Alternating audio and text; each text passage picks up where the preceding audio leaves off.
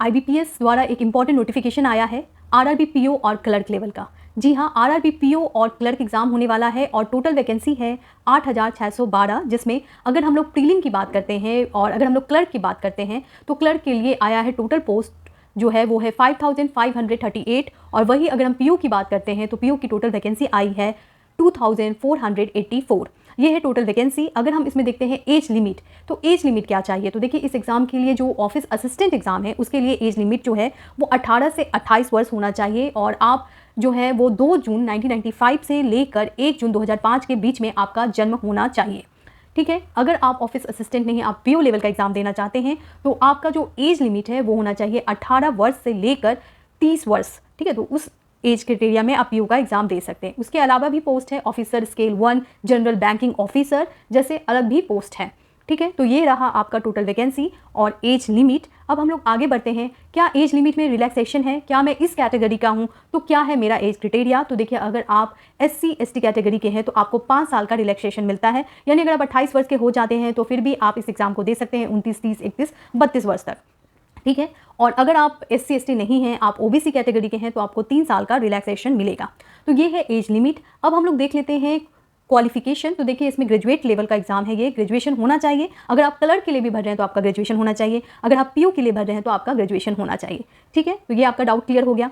अब हम लोग आगे बढ़ते हैं, देखते हैं कि इसमें क्वालिफिकेशन क्या चाहिए, हमने बता दिया। अब हम लोग देखेंगे एग्जाम पैटर्न और एग्जाम सिलेबस। तो देखिए एग्जाम पैटर्न क्या है इस एग्जाम का। तो एग्जाम पैटर्न की बात करते हैं तो देखिए इसमें इंग्लिश नहीं आता है, रीजनिंग और मैथ, ध्यान से सुनिएगा, रीजनिंग और मैथ की बदौलत आप इस एग्जाम को क्लियर कर सकते हैं क्योंकि 40 क्वेश्चन जो है वो रीजनिंग से आएगा और 40 क्वेश्चन मैथ्स से आएगा और टोटल क्वेश्चन आएंगे 80 क्वेश्चन, 80 मार्क्स और टाइमिंग कितने होंगे 45 मिनट्स। जी हाँ, केवल 45 मिनट्स में आपको दोनों ही सेक्शन को कंप्लीट करना है और ये आपकी मर्जी है। अगर आपको मैथ्स में 10 मिनट देना है तो 10 मिनट दीजिए, रीजनिंग में आप ज़्यादा टाइम दे दीजिए, और अगर आपको रीजनिंग में कम देना है, मैथ्स में ज़्यादा टाइम देना है तो आप रीजनिंग में ज़्यादा टाइम दीजिए, मैथ्स में कम दीजिए। मतलब ये आप पे निर्भर है कि आपको इस एग्जाम को निकालना है तो आपको अपना सोचना, क्योंकि कोई सेक्शनल लिमिट ही नहीं है, टाइम लिमिट। तो ये तो एक अच्छी बात है। एक मोस्ट इंपॉर्टेंट क्वालिफिकेशन में बताना चाहूँगी वो है लोकल लैंग्वेज प्रोफिशिएंसी। जी हाँ, लोकल लैंग्वेज आपका प्रोफिशिएंट होना चाहिए, यानी कि आपके 10th में कोई भी लोकल लैंग्वेज में आपका होगा तभी आप इस एग्जाम में दे सकते हैं। अगर आप हिंदी भाषी क्षेत्र से हैं और हिंदी आपका लोकल लैंग्वेज क्लास 10th में नहीं था तो आप इस एग्जाम को नहीं दे सकते।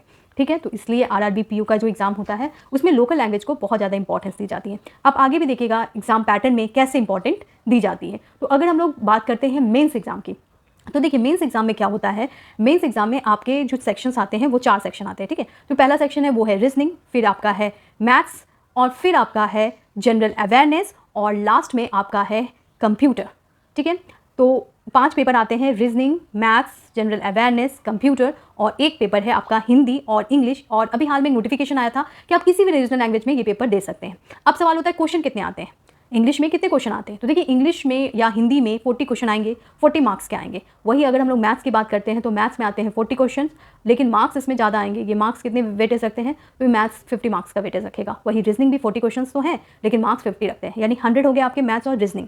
अगर हम दूसरे सब्जेक्ट को देख लेते हैं जैसे मैथ्स और रीजनिंग के अलावा, तो वो सारे सब्जेक्ट भी आपके 100 होंगे, यानी 200 मार्क्स का ये टोटल पेपर होता है। 200 क्वेश्चन होते हैं, 200 क्वेश्चन 200 मार्क्स, बिल्कुल क्वालिफाई कर सकते हैं आप इसको।